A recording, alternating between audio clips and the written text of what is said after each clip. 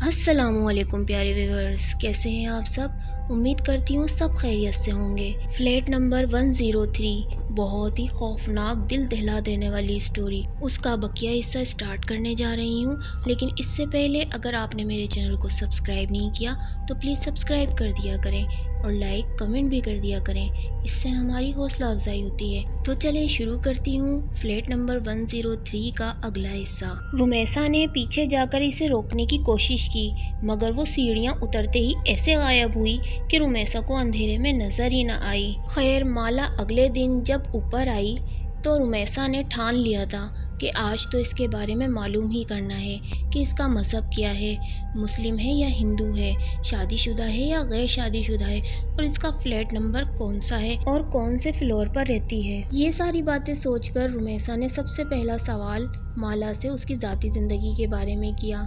مالا، تمہارے گھر میں کون کون رہتا ہے؟ میرا مطلب ہے کہ تم اپنی امی ابو کے ساتھ رہتی ہو یا شادی ہو کر یہاں آئی ہو؟ مالا نے جب رمیسا کی یہ بات سنی تو تھوڑا سا گڑبڑا گئی، پھر ایک دم بولی، نہیں، بس مالا کا اتنا صحیح جواب تھا۔ رمیسا کو لگا مالا کو شاید میرے سوال برے لگے۔ مالا آگے کی طرف بڑھنے لگی، پھر اچانک رک کے کہنے لگی، میں فرسٹ فلور کے فلیٹ نمبر 103 میں رہتی ہوں۔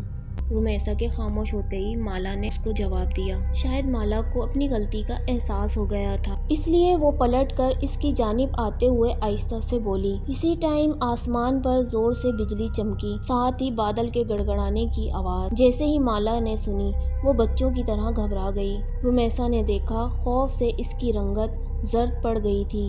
وہ بولی، مجھے بارش بالکل اچھی نہیں لگتی، بہت ڈر لگتا ہے بارش میں بھیگنے سے۔ ایسا محسوس ہوتا ہے جیسے میرا جسم جل رہا ہو، پانی کی بوندیں مجھے آگ کی طرح محسوس ہوتی ہیں۔ آپ کو پتہ ہے آگ میں جلنا کتنا ہولناک ہوتا ہے؟ اس کا تصور ہی میرے سارے جسم میں کپ کپی طاری کر دیتا ہے۔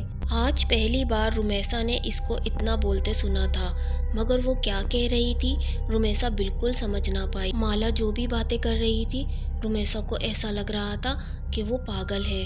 مالا بتا رہی تھی، جیتے جی خود کو آگ میں جلتے دیکھنا، خوبصورت جسم کا آگ کے شعلوں کی نظر ہو جانا، کبھی دیکھا ہے رمیسا تم نے؟ اسی پل بادل ایک بار پھر سے گرجے۔ مالا اپنی بات ادھوری چھوڑ کر اچانک سے سیڑھیوں کی جانب بھاگی، جبکہ پیچھے کھڑی رمیسا میں اتنی ہمت نہ ہوئی کہ آواز دے کر وہ مالا کو روک سکے۔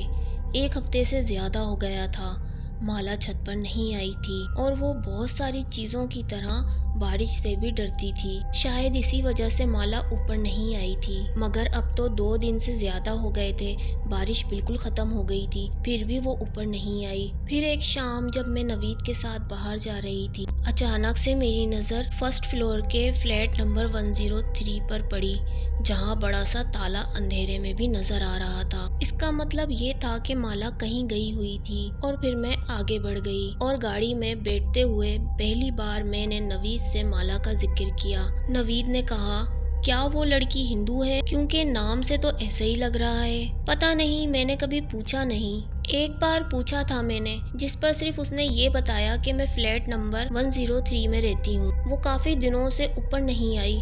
Flat number 103؟ نوید نے حیرت سے دہرایا۔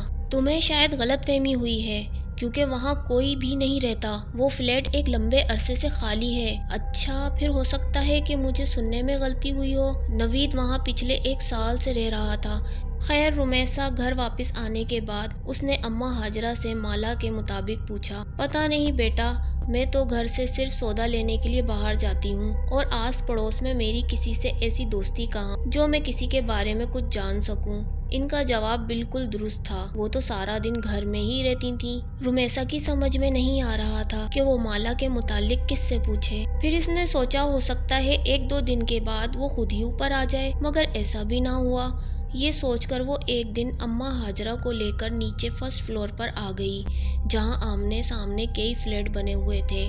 یہاں ہر فلور پر 10 فلیٹ تھے۔ فرسٹ فلور کے فلیٹ نمبر 103 کے علاوہ باقی سارے فلیٹ میں لوگ آباد تھے۔ رمیسا کی سمجھ میں نہیں آ رہا تھا کہ وہ کس فلیٹ کا دروازہ بجا کے مالا کے بارے میں پوچھے۔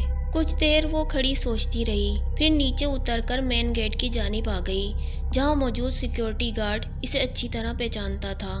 السلام علیکم باجی، خیریت سے ہیں؟ رمیسا نے جواب دیا۔ وعلیکم السلام، وہ دراصل مجھے ایک لڑکی کے بارے میں جاننا تھا